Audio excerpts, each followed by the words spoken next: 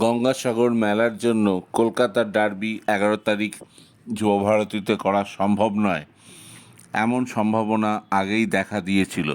তবুও মোহনবাগান ম্যানেজমেন্ট একটা শেষ চেষ্টা করেছিল, যে করেই হোক অন্তত দর্শক সংখ্যা কমিয়ে হোক, ব্যক্তিগত সিকিউরিটি প্রোভাইড করে হোক ম্যাচটা কলকাতাতেই করাতে, অর্থাৎ যুবভারতীতেই করাতে, বাংলার বাইরে না ঠেলে দিতে।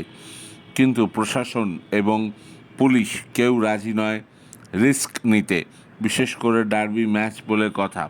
কোনো যদি অঘটন ঘটে যায় তাহলে তার দায় কে নেবে?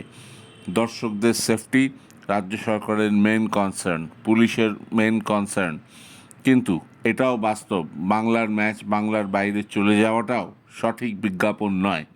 এর জন্য রাজ্য সরকার এবং প্রশাসন এবং পুলিশ হয়তো আরেকটু তৎপর হলে ভালো হতো। জানা নেই খেলাটা ডার্বি বলে কি না। ক্রিকেট হলে কি হতো? ক্রিকেট হলে কি এত সহজে বাইরে যেত? প্রশ্নটা উঠতেই পারে। তবে যাই হোক, তারা যা ডিসিশন নিয়েছেন ভেবেচিন্তেই নিয়েছেন। এখন কথা হলো, মাঝে আর 7, 8, 9, 10 অর্থাৎ 4টি দিন গুয়াহাটিতে ম্যাচ চলে গেছে। এর মধ্যে টিকিট করা, সমর্থকদের যাওয়া, সব কিছু ইনভলভ রয়েছে।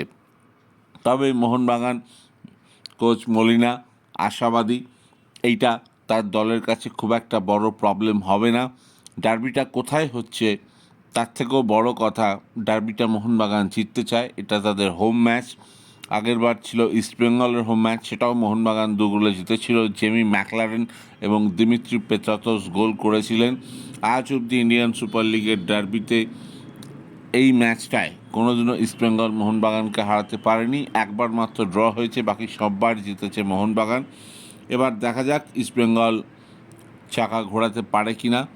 তবে তাদের কাজটাও সহজ হবে না। অন্যদিকে মোহনবাগানও জানে ইস্টবেঙ্গলকে হালকা করে নিলে ভুগতে হতে পারে, কারণ অস্কার দিনের শেষে দলটাকে একটা সূত্রে গেঁথে নিয়েছেন, একটা সুতোয় বাঁধতে পেরেছেন। ইস্টবেঙ্গল কিন্তু আগের থেকে অনেক লড়াকু, তাই তাদের হালকা করে দেখার জায়গা নেই। তবে গুয়াহাটির মাঠ যথেষ্ট ভালো এবং মোহনবাগানের পক্ষে লাকি। তো দেখা যাক এই ম্যাচ 11 তারিখ মোহনবাগান প্লেয়াররা নিজেদের হোম ম্যাচ হিসেবে কেমন পারফর্ম করে। আপাতত তারা লিগ টেবিলের শীর্ষে, ইস্টবেঙ্গল রয়েছে 11 নম্বরে। আজ মুম্বাই সিটির সঙ্গে তাদের ম্যাচ আছে ডার্বির আগে, এটাই ইস্টবেঙ্গলের শেষ ম্যাচ।